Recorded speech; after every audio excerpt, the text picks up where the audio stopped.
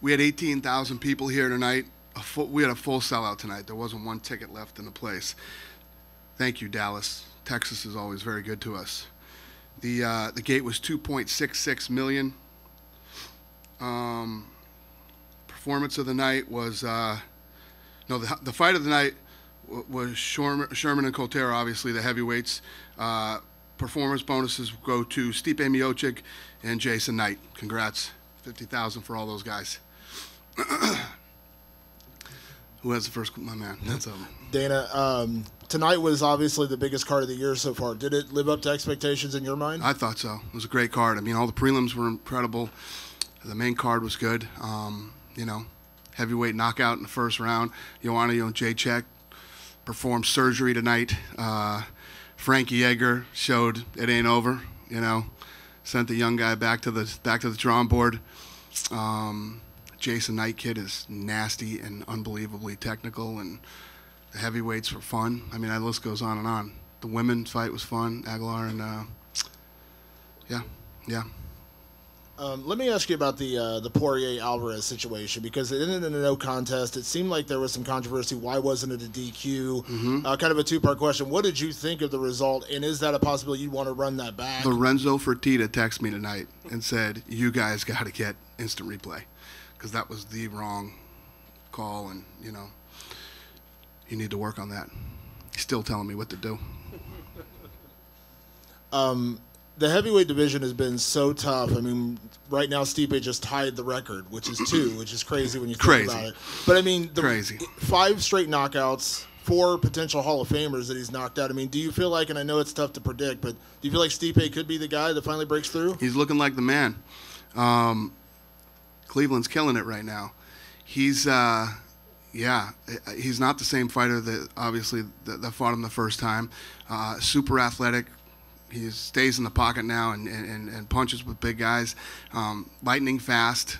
He's a complete fighter and a really good athlete. I know Damian Maia came over to you in the corner after his win, asked you for the title shot. You said you got it.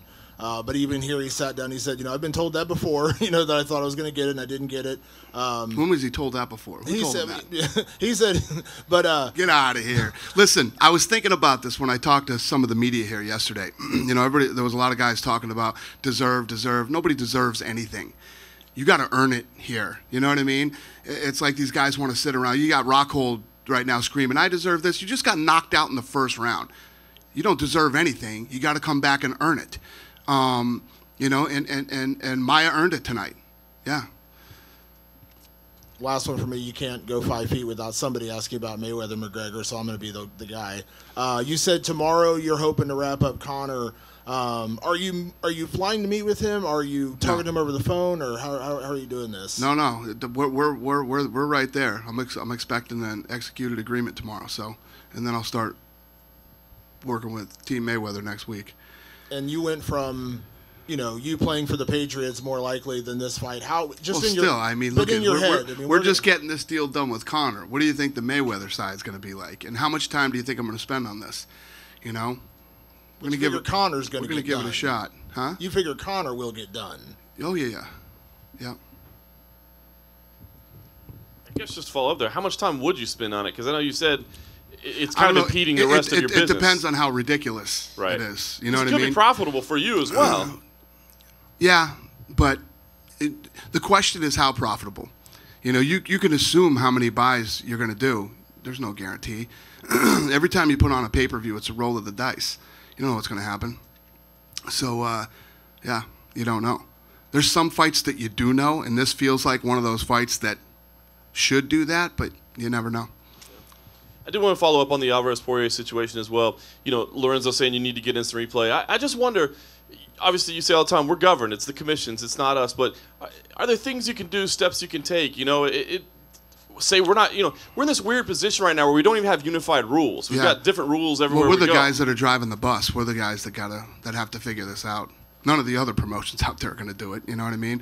We've been the one that have led the charge on everything that's happened in this sport. So we will continue to do that. Would you ever take steps to say, like, hey, listen, we're not going to go to a place that has old rules, or we're not going to go to a place that doesn't have, instant replay or something like that? Could you take steps like that to help kind of maybe move things along? No, I don't want to limit myself to where I'm going to go, but, we just got to figure this stuff out. And it's crazy. You know, you got to remember the sport's 17 years old. I mean, that's really it. So there's a lot of things that need to be fixed and things that need to be worked on. This whole sport's still a huge work in progress. She's awesome, and she's so technical and so badass. And some people have different paths. It takes a little longer, but you know, she keeps doing what she's doing.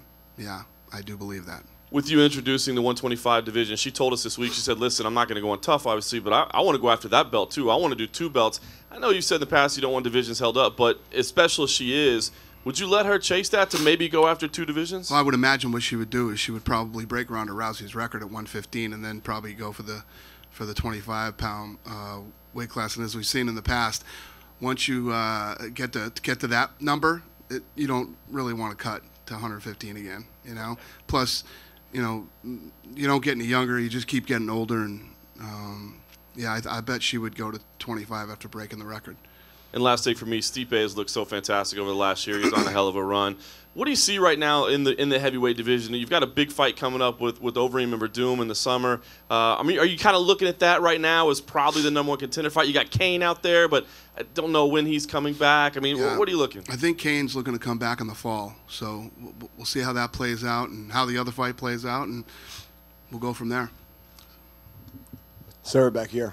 Yep. Another incredible event in Dallas, Texas. Thank you, sir. I've been to every single one that you've had. Thank you. They keep getting better and better. Are we ever going to get Cowboys Stadium, or have we moved on past that? No, we've talked to them all the time. Those guys are really good to us, and we like them very much. You saw a lot of Cowboys here tonight, and the answer is yes. Just got to be the right fight, you know, at the right time, and we will do it. That'd be awesome. I mean, that's one of my things that I would love to do. I wanted MSG, you know, I wanted some of these famous arenas around the world, and I want Dallas. Glad to hear it, sir. And one last question. Are you going to show us any love down in San Antonio? We haven't seen you there for a while. Yeah, hey, let me tell you what, brother. I would come to Texas every weekend, man. Texas is always good to us. We kill it here every time we come. The fans here are amazing, and the answer is hell yes. We will be back in Texas soon. Thank you, sir. Thank you. Dana, right here. Yep. Hey. How you doing? All right, that was easy. You know, all these titles are subjective, best of all time. But you know, if Stipe wins his next fight, wherever it is and whoever it's against, will that cement him as the greatest heavyweight of all time? Yeah, unfortunately, three will do it. That's pretty crazy, but yeah, it'd be tough to say he's not after defending the title 3 times. And if he gets beyond that, he's a fucking amazing Hall of Famer, I guess. It's crazy. I didn't realize that. I thought Kane had held the belt longer until, you know, we found out that it was 2. When you watch him, 4 straight bouts, 4 straight first-round KOs, you know, what comes to your mind when you watch him just tearing through these opponents? Well, the guys come into his own. He's an unbelievable fighter. If you look at his last war that he had, and he loses, you know, by close decision, and then comes out and he's knocked out everybody since then, including, you know, the last guy he lost to in a 5-round war. He's pretty badass. Last thing, does the Overeem Verdum winner get Stipe next? I don't know. We'll see what happens. They're giving me the hook for the champ here. Oh, she's gonna sit with me? All right. Thanks, Dana. Thank you. Dana, James Vick says he's 7-1. You talk about deserving an opportunity. Do you think that he's Yeah, gonna he get was. a good I guess he was opportunity? yelling at us a little bit that we're not promoting him enough, and you know, I saw him back here. He wants to meet with me in Vegas next week, so we'll meet. We'll meet. He looked good, you know. What'd you think of Rashad Coulter's debut off, what, 2 or 3 weeks taking the fight? Yeah, didn't suck. Great fight. Last thing, Michael Irvin said that this was the greatest card ever, and he said that he would like to kiss you in the mouth. All right. What, did you get him tickets or something? Or? That guy gets fired up, man. He likes some fights. He's a great guy, and yeah, appreciate it. Hey, Dana, real quick for me, you had 2 superstars on this card tonight. How do you make, and I don't know if it's organic or not, a star into like a transcendent star? You know, you walk the street and everyone knows Conor, everyone knows Ronda. You go on as someone that hopefully that will happen with, and Stipe as well. I mean, how does that happen? Well, like I said, everybody in the fight game has a different path. Some people, it goes like that. When we bought the UFC, Chuck Liddell wasn't even in the UFC. The UFC didn't want him. We brought him in, and the guy became the biggest star. But look how long it took. He was like in Tito's shadow for a long time, and then finally he wins the big Tito fight, and he arguably one of the biggest stars ever in the history of the sport. So everybody has their own path. The path that she's on is ridiculous. I mean, she's one away from tying Ronda Rousey's record, and whatever she does from there, and possibly moving up to 125 pounds and winning that title too. So some people have a longer road than others, but you keep doing what she's doing, and you're going to get there.